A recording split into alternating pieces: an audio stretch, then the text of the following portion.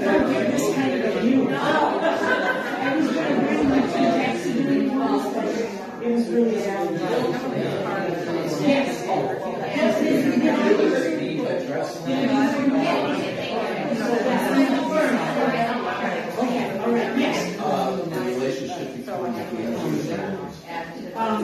Yes. Yes, definitely. And don't let me forget that one, okay? Good afternoon, everyone. How are we doing today? Good. My name is Emma. I'm the operations assistant here at Chik-Wauk. Yeah, we've got tons in the front. Also, on the side, we've got a bunch of open benches that you can sit on as well. Welcome to our Nature Science presentation. All these presentations are free, but we do take donations. They really help us quite a lot. And on your way out at the end of the presentation, we've got a nice little bin you can drop some stuff on in. But today we've got a really exciting presentation all about these guys up on the ceiling, but not the wooden ones, the real ones that breathe. So I'd like to introduce Sherry Abts, and she'll be telling you a little bit about her journey and how she became such a loon expert. So please welcome Sherry.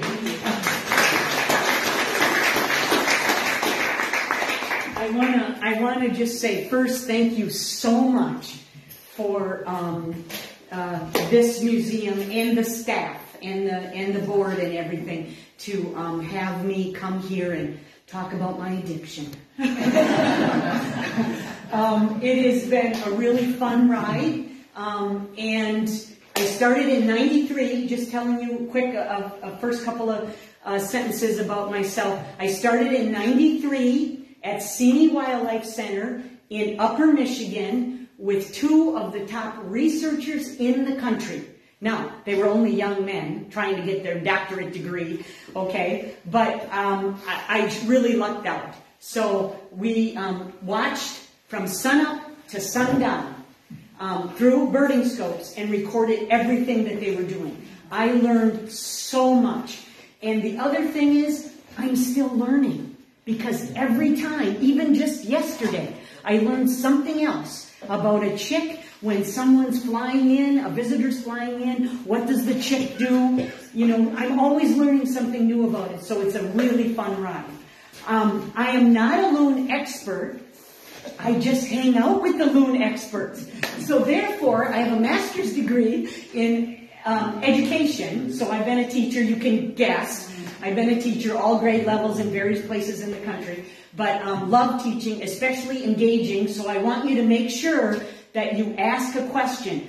Don't wait till the end, because by then some of us have already forgotten the question. So make sure you ask a question, raise your hand, and just, you know, interrupt me, and I'd love to get your questions because that makes it much more engaging, okay? So I hung around with these researchers for a couple of weeks in that, and I got hooked.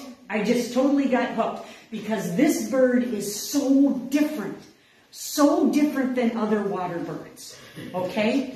They have so many different physical things. I'll talk about that some, and it's just amazing. And what I'm asking you to do is whatever you learn here, pass it on. Okay? Tell your neighbors, your other cabin owners, tell other lake association people, tell your friends, family, whatever, and pass it on, especially to the kids, so that they know. Go ahead, get a seat. It doesn't bother me. Go ahead. Yeah, especially when you're running a science lab with 35 fifth graders that are out of control. This is pretty calm. Anyway, so it's just been a wonderful ride. So I started like that, and then I kept in touch with these folks, these researchers, and I ended up doing some other research in the winter. So that was good. That's the most recent stuff I've done. I also did research with these guys, you know, learning from them, guys and gals, and learning from them, and then practicing that. So after I got hooked, I went to Wisconsin where I grew up, and I got certified as an official Loon Ranger. And I have a patch to prove it, but I forgot my hat. So I have a patch to prove it, but there is, Wisconsin has a really good program that's been over 45 years old, and it trained us to look at some basic stuff. So I also do 11 lakes in Wisconsin for them. 11 lakes that nobody else was doing. So kind of close to where my sister has a cabin. So I go over there and I do that at least once a summer. And I'm also doing work for the DNR now. So I'm volunteering as a loon watcher program. Wisconsin has Loon Watch program. Minnesota has 2 programs. One where you just do a lake one day. But they'll tell you what lake to go to. And there is actually 100 lakes in this area that they still need help on. They have 600 lakes. It's over 40-year-old research thing that's going on. It's great. So if anybody doesn't have time to do a lake every week, you know, your special lake, whatever lake you want every week, that's called the Loon Watcher program of Minnesota. But the Loon Monitoring program is just these 600 lakes that are spread all over Minnesota. And you contact them. Contact the DNR website there, and they will tell you what lake to use, or that you can go to that one day. It's usually between the end of June and the beginning of July. Okay? So I ended up doing a whole bunch of that stuff, and then I met some more of the researchers, and I started doing winter stuff. So, oh my gosh, they look totally different in the winter. They're doing some different behavior in the winter. No chicks. Okay, no chicks, but they're doing other wild stuff. Snowshoes? No, not snowshoes. But group foraging, which is very interesting. Getting a bait ball and bringing it and talking to each other. So here they are in their little social group. Not pairs, just a social group. We don't know who's in there. Are they exes? You know, are they children from the past? We don't know that yet because we don't have enough bandit for the winter loon research. But they're just like in small groups, sometimes 5 or 6, sometimes 12, sometimes 15, and they start hoot, hoot, hoot, hoot, hoot, hoot, hoot, hoot, hoot, hoot, hoot. Then they dive down synchronously together, find a bait ball down there, shad, shiners, you know, what's the other one? Cisco, and bring it up at the top. There's fish flying all over the place, and they're grabbing as many as they can. Now, why are some of them single most of the time, and other ones stay in these groups? And other ones do a group for a while, and then do single for a while. So this is some of the research. This is cutting edge winter research that we've been doing. So very fun. And I do that in South Carolina, not on the ocean. They have done stuff. Dr. James Baruch has done stuff in Louisiana right after the BP oil spill. That's a whole nother story.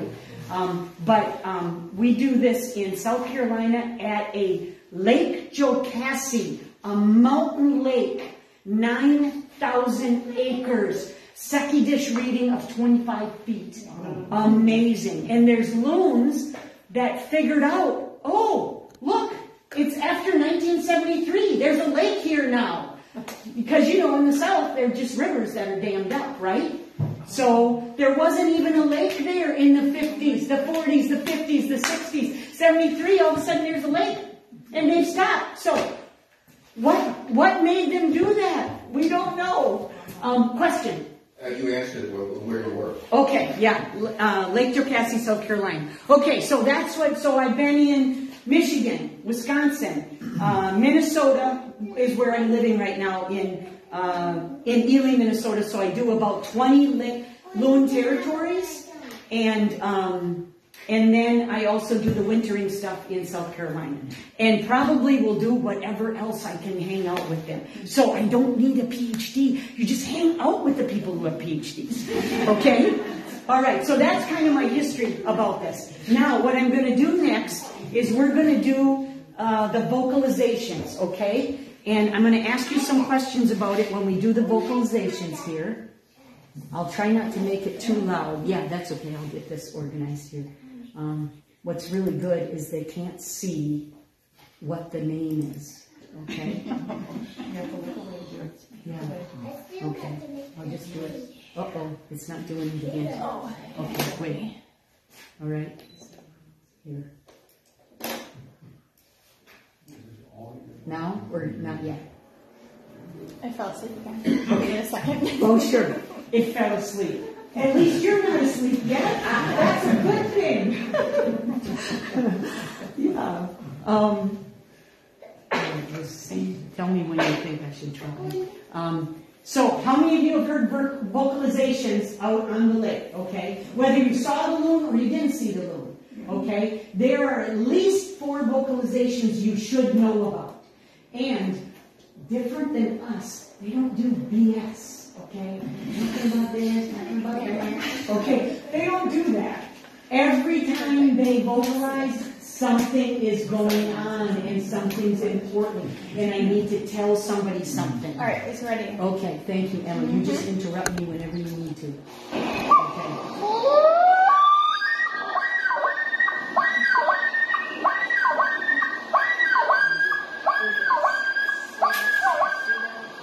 Okay. All right. You get that idea? Okay. What is that? It sounds like they're possessed. And who's doing it? Anybody got any idea? Oh, no, it's not a flyover. They can't do that. That is called an eagle. Oh, no. That's a different vocalization. Hang on, we're going to get to that one. Okay? I was just going to say the female. No, it's not the female. This is only the male. This is the only vocalization that the male does. Okay? Wait. Say that again. The only. It's the only one that. This is the only. No. The only one. Okay, good. Thank you for helping me. Okay. Clarify that. He can do all the vocalizations. Got it. She can do most of the vocalizations except this one. Thank you for doing that. I gotta figure out how to say that better in the beginning. Okay, you could give me a note about that. Okay. Anyway, so males do the yodel. And the yodel, are you ready for this, gentlemen? Okay? This is really important. The yodel, did you see how I was counting the repeat phrases? The first, if you look at the sonogram, which I have in a different PowerPoint, but anyway, the first part is, hey, I'm Jack, you know me. This is my voice print, right? You know me, okay? Or maybe you don't know me and you shouldn't be around, okay? But there's the voice print. Then they have a frequency. Really, really low frequency means I am so tough and I have so many muscles, you do not want to mess with me. Okay, Dr. J. Mager has been doing this research for quite a few years. Okay, then there's also the repeat phrases, right? And if you just do 3, 4, 5 repeat phrases, that means this is my territory and I am going to protect it. Okay? If it's 12 repeat phrases, 15, it means, do you want to die today? Really? But isn't that interesting? So, first it's this is me. This is my voice, my voice print. Then it is, how much muscle do I have to prove? And then it is how many repeat phrases, how am I going to take it to the max? And the reason why they do these vocalizations, it can avoid a fight. Right. Have you ever seen those fights on YouTube? It's really ugly. It's really, this is the dark side of the loon. Okay? It's really ugly.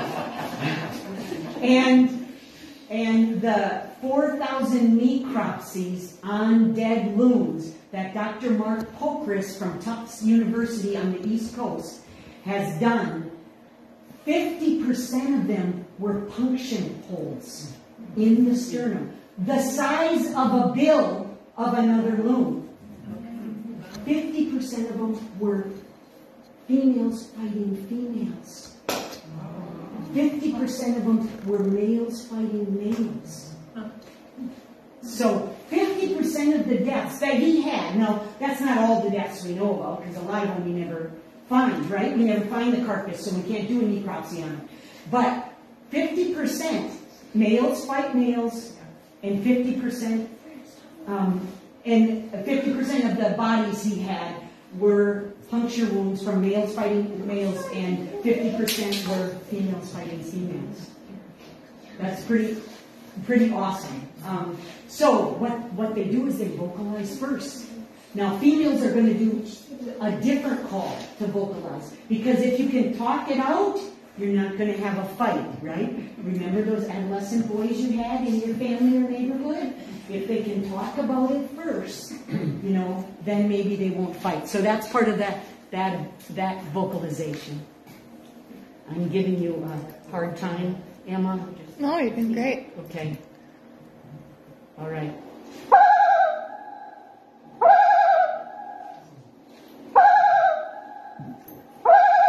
So not a yodel, but both can do this.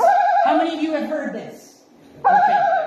This is called the tremolo. And the tremolo, there's another, we can't tell the difference, but sometimes that's when they fly.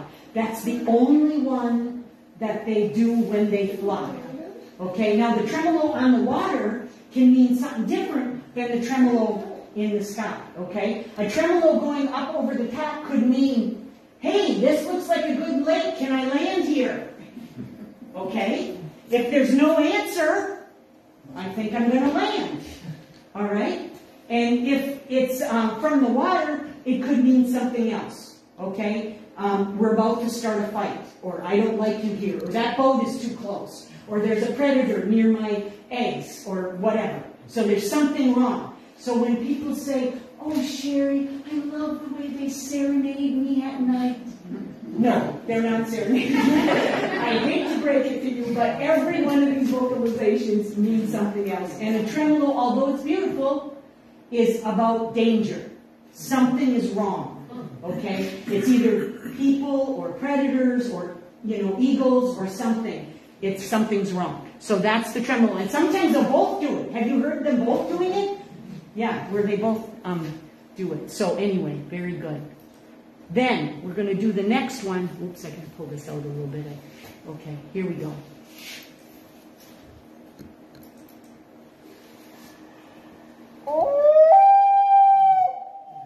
It can be one note, or it can be two notes. This is a one-note one. It could be two notes, which is a little more excited. It could be a three-note. This is the one people think it's a wolf. That's how they get it mixed up. Both of them do this, okay? And this can mean a couple different things. If it's a three-note one, it's got a lot to it, a lot of energy to it, there's an eagle. Even though you can't see it, you might not see it, but they will sometimes do this, and the chick dives down. If it can, it dives down. In fact, I've even seen them do this where the other partner, they didn't have a chick. The other partner was working for 5 minutes on a great big sunfish that they couldn't get into their mouth yet, and the partner gave that whale call, a three-note, very excited, and the one with the fish went down and stayed down until the eagle was gone. So it's a warning for that. It also can mean, if it's very calm, like this, not so much energy, not so loud, and not so much energy to it, then it's, I am here, where are you? I'm here, where are you? Hey, you better get over here on this nest, I'm tired.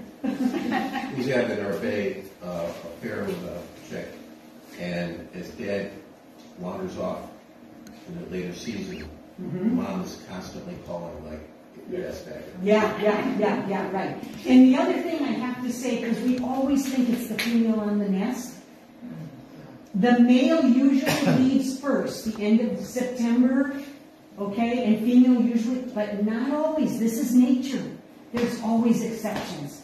Dr. Peruk knows of a male who stayed a male in Wisconsin who stayed with those chicks until they were all gray and flying away. And the female took off earlier. I mean, they were good enough on their own, but he stayed the whole... So you're always going to find those exceptions. But yeah, definitely. So this is a whale call, and it's got 3 different kinds of possibilities for it. Okay, let me do this one.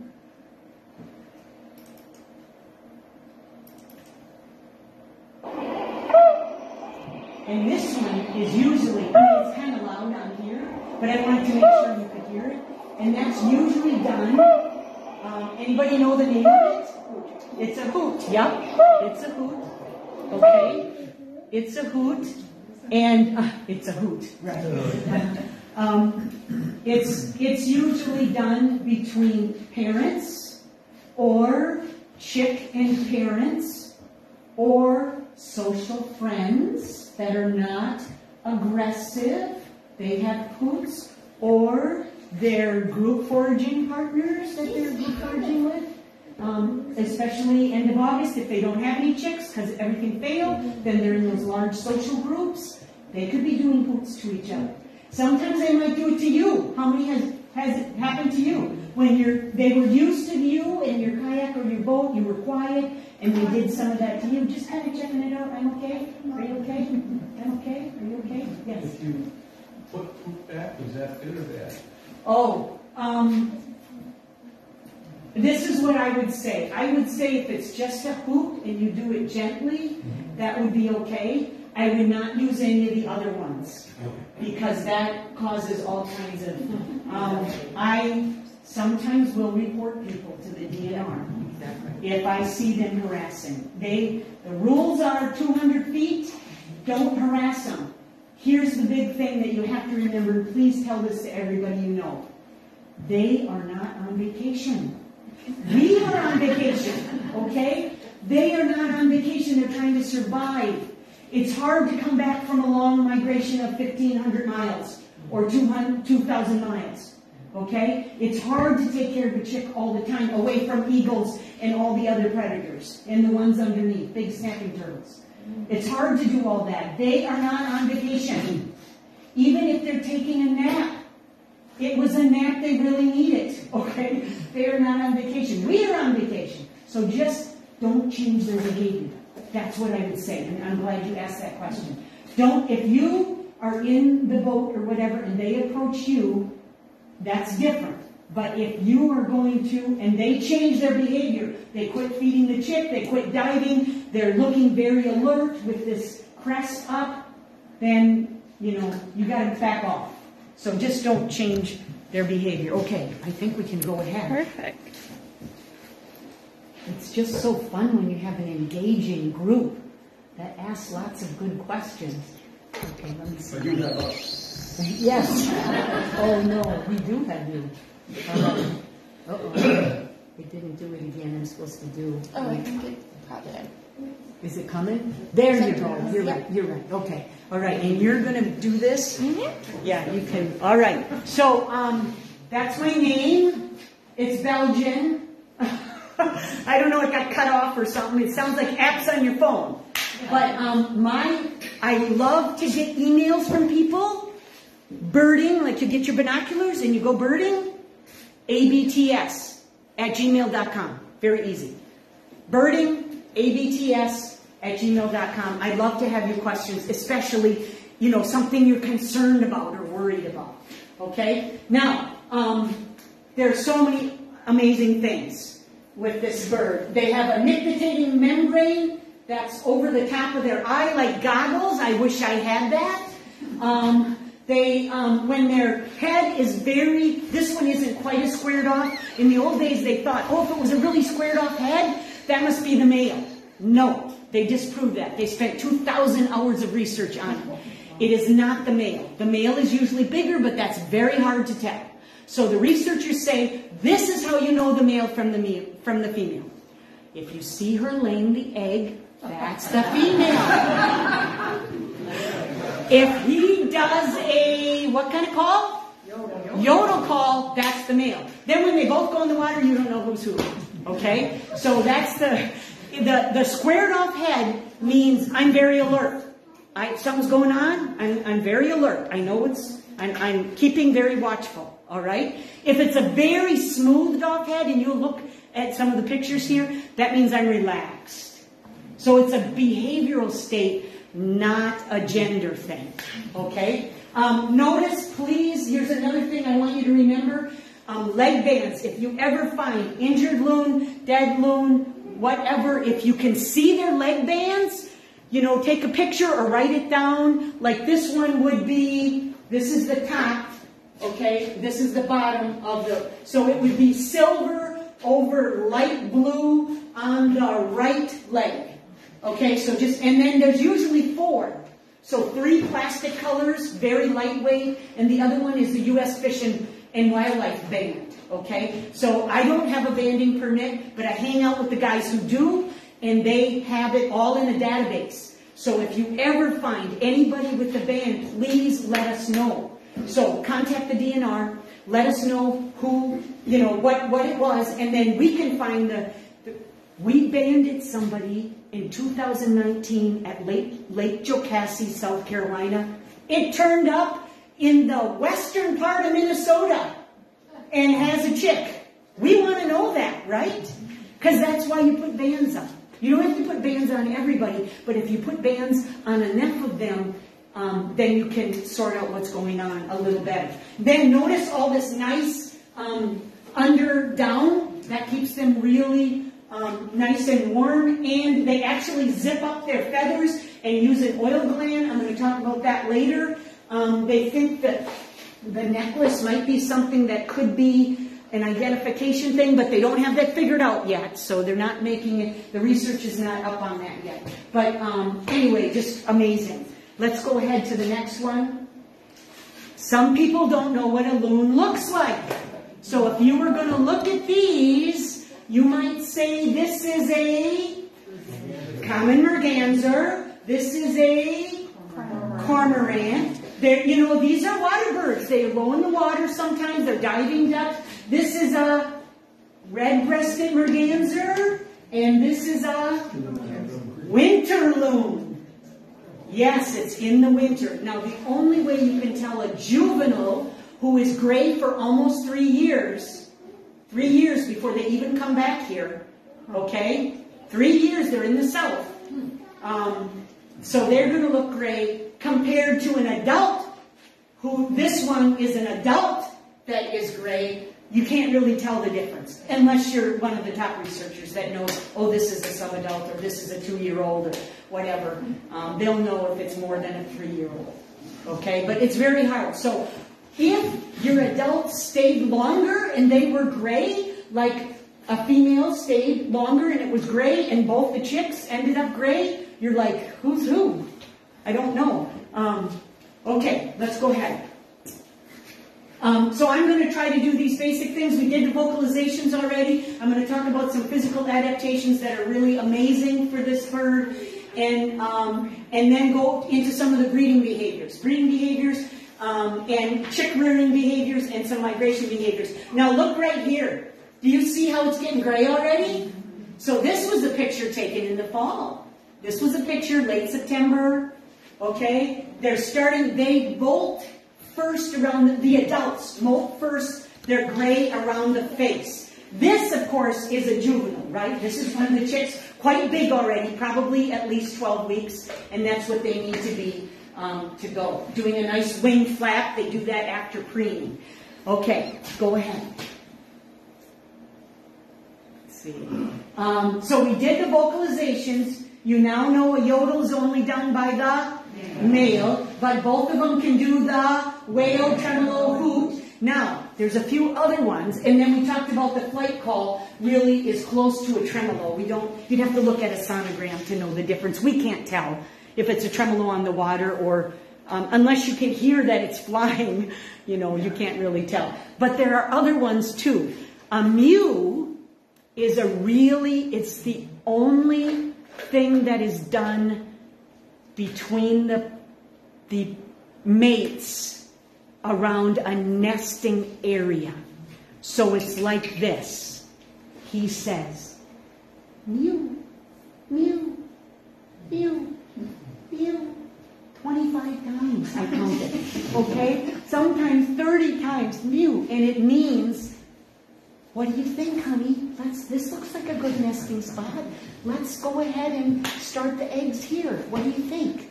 So that's you know how other birds, like some of those grebes, they get way up and they do sort of a dance and they give each other. No. Okay? The amount of stuff around the nesting area when they're going to mate is very quiet and very subtle. You wouldn't even know it probably. Okay, it's just tiny little mews. Then she either blows them off the first few times, or she says okay, and then they go ahead and do that. They copulate several times, but it only gives 1 or 2 eggs. Okay, it's just a bonding kind of thing, but it's very, and it's like a total of 10 seconds, 20 seconds. Okay, so I did get to see that twice this year, which was a really big thing. Tell them to come on in. So mew. The other thing is when a chick is begging, there's little cluck, cluck, cluck, wheeze, wheeze, wheeze. But you'd have to be really close to hear them. A lot of clucking and wheezing and stuff like that. So there's other little tiny sounds. All right, we can go ahead. And that's, oops. Yeah, sometimes you just have to go, you just got to click it again. Just go to the next. There we go, perfect. Yeah, I don't know why it does that. I got to get that fixed. Okay, physical adaptations. Loons weigh as much as an eagle. But the eagle has a wide wing spread. They have a lot of surface area on their wings. Loons do not. Loons have one of the highest wing loads ever. Their body is too big for the wings. They're not built for the air. They're built for the water. Exactly. Exactly. They're built for the water. So it's a very narrow. They do a lot of measurements there. This is when they do research. They really only do it for like 30 minutes and put the bird back in the water. Okay. So we want to do basic measurements, bill measurements, wing measurements. Feet measurements, see about any injuries or whatever, put the bands on, weigh the whole bird first, then put the bands on, and write down the stuff, write down all that information, get them back in the water. In the winter, they never take a little bit of blood because it's too hard on the bird. In the summer, their blood is moving a lot all over, so they can take a little bit of blood, which then can help with DNA stuff and toxins. How much toxins are in that bird. Old birds have a lot of toxins, like we do if we live a long time. Younger birds tend to have more of their feathers coming off because they go through 3 different molts while they're growing up that first summer. Okay? And the eggs tend to have a lot of toxins. If they're going to have toxins, they have no way of shedding it off. Right? So eggs are very toxic. Then the next thing are older birds have more toxins in them, mercury stuff and other kinds of pollutants. So, but our males weigh about 10 pounds. Our females weigh about 8.5. You usually can't tell because, of course, they sink in the water and, you can't usually tell them apart. Okay, we'll go ahead. Thank you, Emily. So, submarine, I call this. They can submarine in all different levels. How many of you have seen that? You've seen them submarine way up, taking a good look, stretch that neck way up and look around, the body's up high, okay? And then if they don't want you to see them, they can disappear. How many have had them totally disappear on you? Yep. They will submarine down. They have air sacs here. They push those air sacs in and they can submarine down. They can actually go like 200 feet, 300 feet away from you, barely break the surface. Their nares take a breath and go down again. You never saw them come up. It was just barely their bill, So it's amazing. And again, here you can't. I need to get a better picture of that nictitating membrane on for their eyes, for their goggles. Anyway, good. So that's submarine. And it really helps when you have to feed a chick that's way down here, right? You have to feed a chick that's way smaller. You've got to get down. So that helps a lot with the submarine. Okay. Torpedo. They're not built for the air. They're built for the water. They have a very heavy head. If you study the skulls of them, which Dr. Peruk has done, they have a very heavy head and a very flexible neck, which can be shorter or longer. and they have their air sacs. They never use wings under the water. The wings are not used for any stirring, any propulsion, or any turning. Nope, it's all about the feet. And their feet are huge. Huge feet and vascular. Have you seen a chick's foot? It doesn't even look like it belongs on that chick. It's huge. So it's all about the feet and that part of the legs. Now, touch at your hip and touch at your knee. From your hip to your knee, you cannot see. It's inside their body cavity. The only thing you're seeing is the shin part and the foot. Isn't that something? We didn't know that until we had skeletons of them, and then we could see, oh my gosh, that's their thigh. It's inside their body cavity. So, pretty amazing. They can stay underwater for 5 to 6 minutes. That has been recorded in Lake Michigan. They can go down 200 feet. That has been recorded by Kevin Kinu in Lake Michigan. And it's just, and they are so fast. Have you seen them go under your boat once? Or alongside? I mean, they're just like, I don't even think we have a measurement on how fast they can go underwater. We have a measurement for flying. We'll talk about that later. Okay, so let's go to the next one. So again, the feet. Mergansers can walk on a branch. Mergansers can walk on, if a loon, which often will, a loon will go after a merganser, or a duck, or any waterfowl. They'll go after them. Mostly it's territory stuff. They're not usually going to eat them, although they have been seen to eat a baby duck. It's the dark side of the loon. I don't know what else to say. I have to be honest with you. So yeah, they will go after other birds. But other birds just have to get on land. Go to a rock, go to a branch, go to a tree, go to the beach, go to whatever. Because they can't walk on land. They are very clumsy. And so you'll see the pictures of the nests. They are very, very close. Inches. Just inches from the water. Just inches. Which means they can be flooded. This is a transmitter that was put in. This bird was dead in Birdside Lake. Notice, you can't see it as well, but it has 3 toes and is collapsible. Isn't that handy if you're a torpedo under the water? 3 toes, collapsible, and very vascular. But the feet are, so here you have a regular swan, duck, goose, whatever. The feet are in the middle, right? They can walk on land. This is where the loon's feet are, way at the back. Way at the back. They cannot walk on land. They have to scrape themselves around with their chest. Okay, go ahead.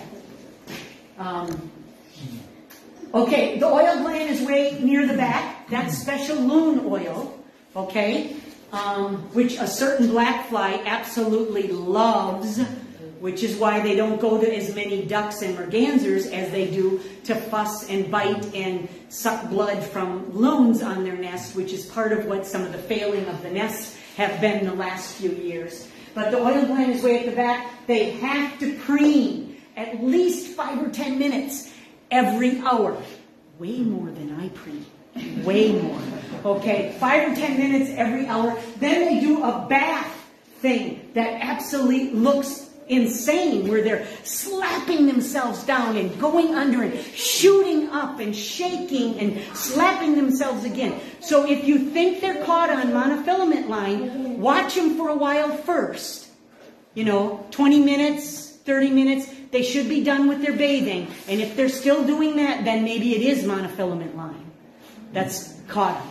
Okay? But I've had that phone call. They've called me and I said, okay, calm down. Watch them. Can you stay close enough and just watch them? And it might just be a bathing. And it was a bathing thing that time. But they do preen this. And when they roll over like that, it's a good time to look for a band. And not only do they spread that oil all over, they put it on their back. Have you seen them lay their head way back like that? That's because they can't get it on here. So they got to put it on their back first, the oil. Then they got to go back there and rub it. And that's how they get oil up here, by rubbing it on their back. And you even see the chicks trying to do that too, especially as they get older. And then the other thing is, their oil works well to make sure they zip their feathers. They're in really cold water, sometimes ice, right? And they are still in that cold water. They can zip their feathers and keep, no hypothermia is going to happen because they can zip. Unless there's a BP oil spill or something like that, then that messes with their zipping factor. And so they might not die right away from an oil spill, but they will die in a while because they cannot stay warm enough, because they can't zip their feathers as well after an oil spill. Okay. Dense bones, very heavy bones. Most birds have hollow bones, right? But they do not. They have much more dense bones because they're built for the water, not for the air. This means a really hard wind load, and it takes a quarter of a mile to get up. So that's like 3 or 4 football fields or soccer fields or whatever, to give you kind of an idea, before they can get up off the water. So the problem is, what if they accidentally land in a 2-acre pond near Birch Lake in Ely, Minnesota? And nobody told me about it. They thought it was okay. It's not okay. It can't get off that pond. It's only 2 acres. So it ate whatever it could find in there. If there were a few minnows, frogs, leeches, whatever, they ate, and then it starved to death and went on the beach. And that's when I got the phone call. So we've got to let people know they have to be in a big amount of water. So at least 50 acres, something like that. 30 to 50 acres, depending on the shape. If it's shaped like a river, they can't get off the water. If it's rounder or long, just long and straight, then they can get off on about 30 to 50 acres. But anything bigger is way better. So at least 100 acres to 200 acres for every loon family. Thank you, Emma. So you see how close to the water they are. And this one, of course, I would, that's on the right foot, so it'd be blue over red. And then I hang around to see if the other foot. And who's on the nest? Can't tell. They both do it.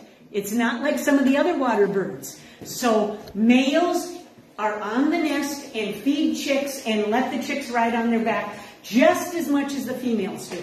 I mean, some parenting pairs do it a little differently, but they have to be on. I don't know if this is a male or female, but a male has to be on because the female has to eat. She just used 20% of her body to lay 1 or 2 eggs. So she's got to forage.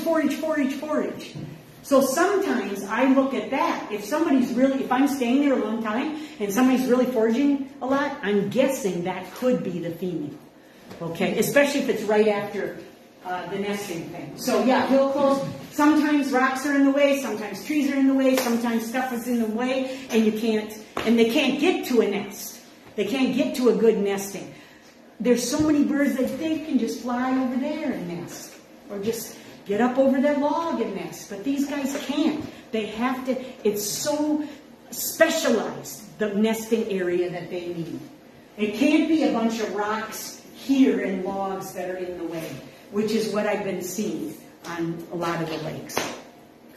Okay, do loons mate for life? No, that was disproven in '93. There's always a few exceptions. There's 2 loons that are about 34 years old in Seney Wildlife Center, and they just got a divorce 2 years ago. But they were together for a long time because they came back to the same lake. They are not married to each other. They are married to the lake territory.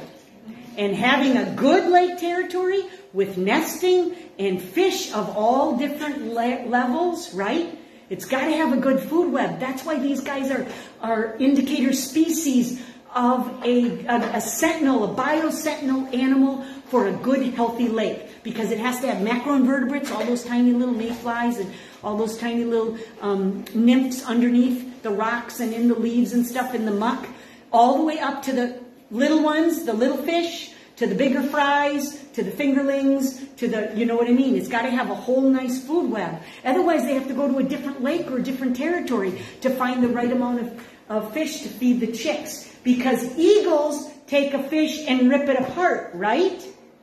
Or they take a chick and rip it apart. Or they take a fawn and rip it apart.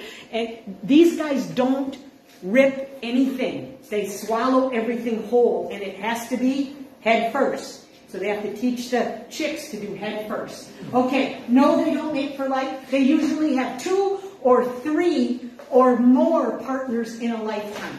Sometimes if it works out good and they're in the same territory and it was successful last year and they kind of are a little more experienced, they might go 6-7 years together before something else. But there's always going to be that young dude that shows up, you know, and does that noodle call and kicks those guys off their area. And yes, there was a male, young one that came back and kicked his dad off with his dad. Right. Now, there hasn't been a lot of that seen, but it has happened. Okay, the males usually come back within 2 to 5 miles from their natal lake, their hatch lake. Females tend to go about 10 miles or so. So there's not the genetic, you know, mix but sometimes, you know, it happens. Anyway, so yes, they do not mate for life. And these guys were taking turns on this is on Burnside Lake. This was a re-nest because there's only one egg. I knew that because my friend had seen the other nest. And then a big jet ski came by, twirled around in there, and the egg was gone. And they have not nested there since, unfortunately. And that was 6 years ago. In that particular nice bay, perfect body area. Okay, go ahead. So what they do is they find a territory.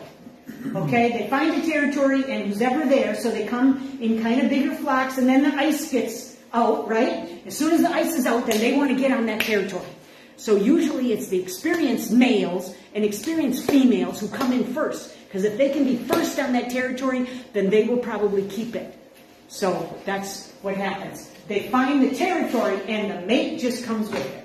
Okay? If 2 females fight, the guy you just see the third loon just kind of waiting out, whatever happens. And then he just gets who's ever left. And the same thing for the opposite. If 2 males are fighting, the female just waits out and just takes who's ever left. Okay, go ahead. So, why do they vocalize? To avoid fighting. Fighting can really, it's better to not lose your life. If you think that male or female is just too tough for you, you just go to a lesser territory and maybe you won't have a mate, maybe you won't have chicks, but maybe you'll be alive, right? But some of them, usually the dead ones, are the ones that were older and really had it for so long and really didn't want to give it up. So we know how that feels.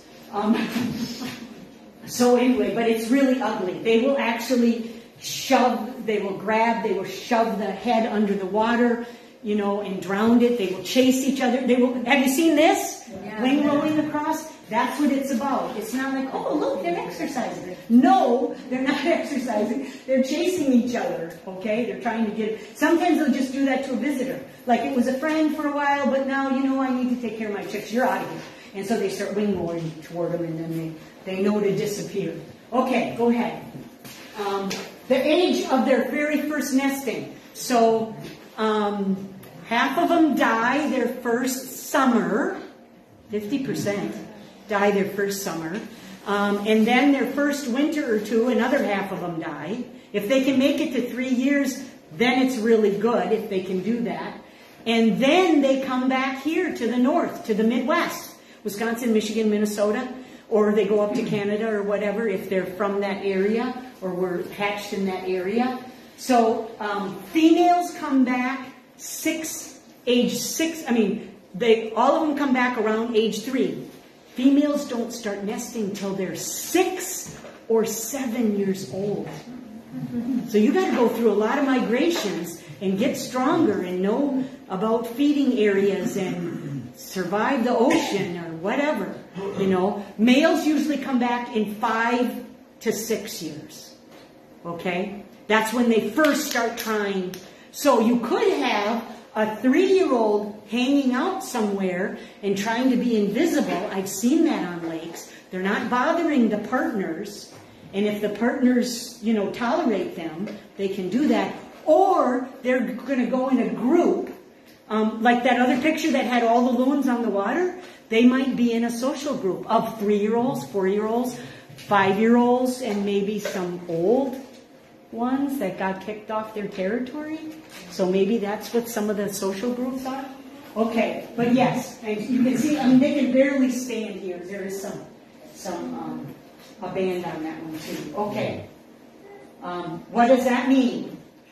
You are too close. The predator's too close. The boat is too close. The people, the dog, whatever is too close. I'm going to do this defensive posture, which is called a hangover, and then I'm going to jump off the nest, and my big clumsy feet are going to knock the eggs in the water. So please make sure you give them 200 feet. Get good binoculars. And again, if they approach you, that's different. If they're not vocalizing and they're not upset, they're calm.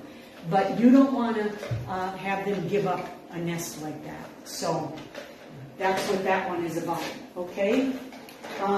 Incubation days. Usually 26 to 28 days. The egg or eggs, 26 to 28 days, about a month. You know, a little less than a month, about a month. Okay? But when do they change places? I just learned this the past couple. It depends on the partners. Some partners are like clockwork. Every 2 hours, we're switching. Okay? I do the whale call, you come over, blah, blah, blah. Okay? And it goes. Other ones, this group, I waited 4 to 6 hours before they changed. Okay? So, and they have to have enough time to forage. So it depends on the pair. Some of them do it real regularly. Sometimes it depends on the heat, right? You got to, it's 80 degrees, it's 84, it's 90. I got to get in the water and get cooled off. So sometimes they'll go in the water like this far away from the nest and get cooled off and then try to go back up on it for a while. Okay, so yeah, shift change. Chick rearing, what do we do with the chicks? This is probably a crouch yodel done to protect that, although it could be a tremolo, although I think their bill is closer together for a tremolo. And that's a juvenile over there. That's great. Looks pretty close to 10 to 12 weeks. They need to spend a lot of time taking care of those babies. You know those ducks? The ducks and the mergansers? They just like get out of the egg, right? They plop in the water and then they start learning how to get little tiny... The parents don't feed them. Right? They get all those little insects and they just float on the water and they follow mom around and they get all those little insects. These guys have to feed their chicks for almost 3 months. You know, at least 10 weeks. And then you see that chick begging and begging. They'll wheeze and they'll poke at their face and the parent keeps trying to turn. Like your teenagers that keep going to the refrigerator and saying, hey mom, what's for supper? Right? And the parents are trying to get them to get their own food. So let's go into chick rearing. Go ahead. The egg, the first egg, if it's 2 eggs, the first egg will hatch. And 24 hours later, the other egg will hatch. So usually one egg is a tiny bit bigger than the second egg, and one chick is tiny bit bigger than the second chick. It's very hard to tell, but usually if they can get fed enough, they end up to be about the same size, and that's a good sign if they can be about the same size. But this is the only time they're on land. They can't walk on land. They're too vulnerable on land. The only time they're on land is when they're nesting and incubating the eggs and this 24-hour period between this guy's already born and the other one or hatched and the other one is about to be hatched. So if that egg takes too long, they give up and they just take the one chick and go out into the water. They do not go back to that nest They never go back to that nest. They do not sleep on that nest like other birds sleep on land. Mergansers sleep on land, right? Ducks sleep on land. They sleep on the water. They sleep on the water. They turn their heads like that and just sleep on the water. They try to keep track of each other, but they sleep right on the water. So, okay, go ahead. And then how long that they're riding on the back? They ride on the parent's back, both parents. So we can't tell who, is it the male that's giving them a ride this time or is it the female? They take turns. And you can feed them if they're like that. They do this for 2.5 weeks. So almost 3 weeks. Once they're about 3 weeks, they're a little too big and they got to start learning how to, be in the water more. The reasons, 3 reasons why they do this. Why do they ride on the back? Cold water. Keep them warm. Keep them safe. Keep them safe from predators. Conserve energy.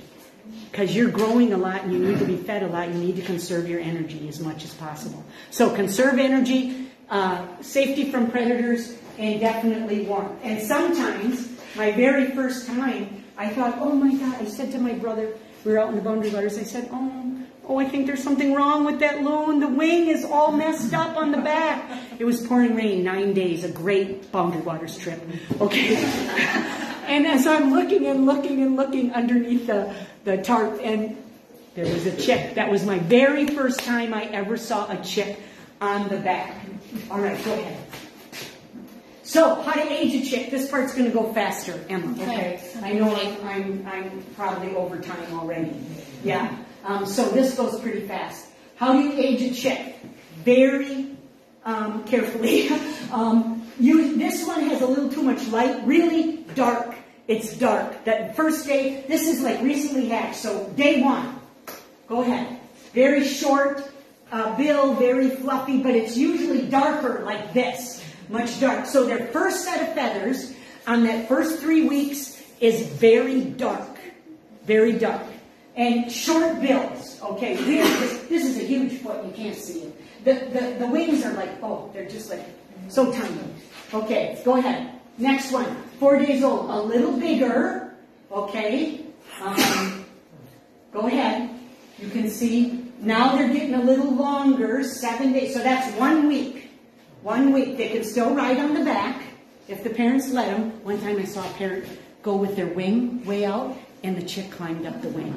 Sometimes they submarine and let the chick get on the back. Okay, go ahead. So that's 7 days. Then a few more days, it's starting to get a little browner. You see kind of a bad hair day sort of thing.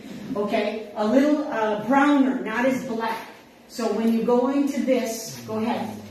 2-week-old. Okay, do you see the way more of that fuzz is kind of, you can't really see that. And then go ahead, next one. There, do you see a big difference now? Those first pictures were kind of alike, but now it's way lighter brown, and that beak, I mean, really, they're not very cute. They're not very cute. Okay, but go back one more. This one is really, it should be 3 and 4 years old. 3 and 4 weeks. Sorry, 3 and 4 weeks looks pretty much like that. Okay, then we go to the next picture.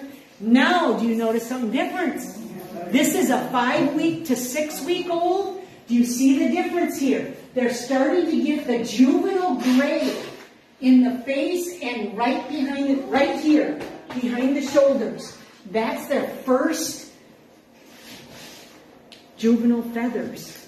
The first, I'm a big kid, feathers, instead of the baby feathers. So then you'll see these baby feathers get less and less and less. And that's how you can tell. So that's 5 or 6 weeks. Go to the next one.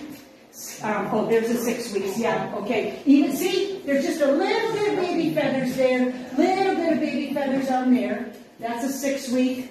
Go ahead. There's a 7-week. So now there's only, you can hardly see. Mostly it's just the head. So that's a 7-week. And then you go to, see, there's another good example. A little bit, see, there's still some there.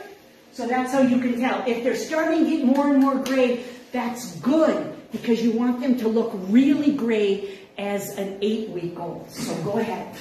So this is an 8-week, 4 weeks, that makes 8 weeks, 2 months, okay? So, and they're much more, see the way it looks more sculptured? It's not a bad hair day kind of thing. So that kind of helps you. And, you know, if something happens to one of the adults, the other parent probably, hopefully, could handle this chick now by itself because it's older now. But really, we'd like them to be 10 to 12 to 14 weeks. Okay, go ahead. And then that's the juvenile at like 12 weeks going into 14 weeks. So, yeah, that's the teenager, which they then start calling it the subadult. So, all right, so then we'll go to the next one, which is appropriate size of prey. Okay, so looks a little like perhaps this is an inexperienced parent, but they cannot rip the food apart for the baby. The baby cannot rip the food apart for itself. They need to have appropriate size, small little stuff for, yeah. So what's going to happen here? I watched it for a while. What's going to happen is the parent's going to keep trying, give it to the kid, keep trying, and then after 5 minutes they're just going to give up and eat the fish themselves. Yeah. The other fun thing that you can watch for is when they get to the point where it's 8 weeks and they really should be finding some by themselves, not all their food, but some of it, they will take a fish, grab a fish underneath, bring it up, I'm going to pretend she's the chick, okay? Bring it up to the top, slap it really hard, so that the fish is kind of stunned, and lay it there, so that the chick will try to grab it the right way with the head first and do it themselves. So that's fun to watch them do kind of a stunning of the fish before they, yeah. Okay, go ahead. And who gets the most food? Not like you guys, all right? Your brother was in that refrigerator for how long already? It's time for someone else to get some food. No, they don't do that. It's just who's ever aggressive. Because if there's not enough food in that lake territory, then one of them's going to die. So it's who's ever more aggressive. They don't take turns like we might try to do. Okay, go ahead. And that was a tiny one. Then, this is real quick. Migration. Again, big, heavy body, very thin wings for surface areas. Not so good. So 1/4 of a mile or 3 or 4. And they usually go on an empty stomach. So early in the morning, if there's there aren't any clouds or any kind of bad weather, they go, then they go. They can actually go, I'll just give you this fact, 600, they've been clocked, 650 miles in an 8-hour period at 73 to 75 miles per hour, flapping their wings constantly, 250 flaps per minute without any rest. They can't soar like eagles and some of them. They can't soar. They don't soar at all. If they tried to soar, they would drop because they're too heavy. Okay? They can't soar. They would drop right down. So if they were going the other direction, like it's spring and they want to get to their territory really fast, as soon as the ice is out, they will be going fast, as fast as they can. And then they rest for a day or two or maybe less. It depends. And then they go again. 1,500 miles, almost 2,000 miles, all the way. This is where they winter, okay, and some places here in the cleaner lakes in the south. Very different than the ones on the East Coast. The ones on the East Coast weigh 14 pounds. They only have to go 2 hours, and they're already on the ocean. But ours in the Midwest have to go a long ways. So they seem to be lighter. The ones who go to Canada are even lighter. They're not as heavy as ours.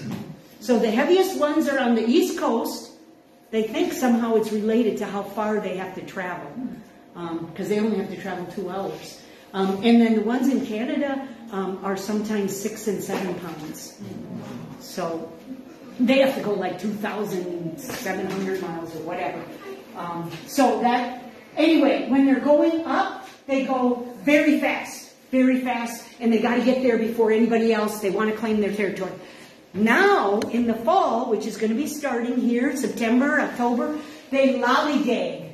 They just go to the north end of Lake Michigan, and they hang out there for a week and socialize and eat. Then they go to the south end of Lake Michigan, they hang around, they eat some more. This is what's been documented from the transmitters and the geolocators.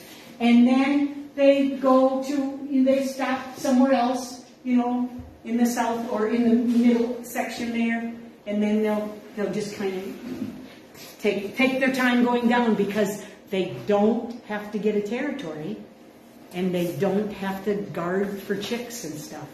So, and that is from Temecino USGS. So that kind of gives you a better picture.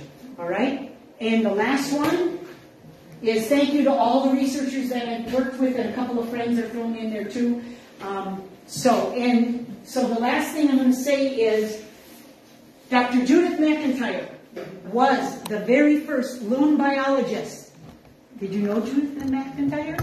Oh, okay. Dr. Judith McIntyre, who's still alive right now, she was the first loon biologist, and she documented so much stuff. So all these other young guys and gals who are now researchers always say, they always use this as a reference. And when they're doing their researchers, they always go back and see what she did, and then, okay. But what's really cool about it is, and she did all kinds of documentation, she asked a question at the end of every chapter. She asked a question that we didn't know about loons yet. And then all these young scientists, guys who are now like in their 40s and 50s and sometimes 60s, Dr. James Farouk answered some of those questions. Not all of them, but some of them. So his latest book is Loon Lessons, Uncommon Encounters with the Great Northern Diver. And I got to spend I met him in '93, I worked with him in the winter, I got to spend 2.5 weeks with him and traveled around Minnesota and Wisconsin as he gave presentations. And he's just a really fun guy. And he starts every chapter with, oh my gosh, where is Jim now and what is he doing? He was at every single place. He was at the oil spill. He's been in Alaska. He's been in Russia. He's been in Canada, Saskatchewan. He's been all over the place in so many of those different places where we needed to know what was going on, including at the very beginning at Seney Wildlife Center in '93. So anybody who wants, I have a couple more books that I'm selling of his because they were left over from the tour. So if somebody wants those, it's $25 cash or check if you want that. But it's so cool because this is the culmination of the last 30 to 40 years of what we do know.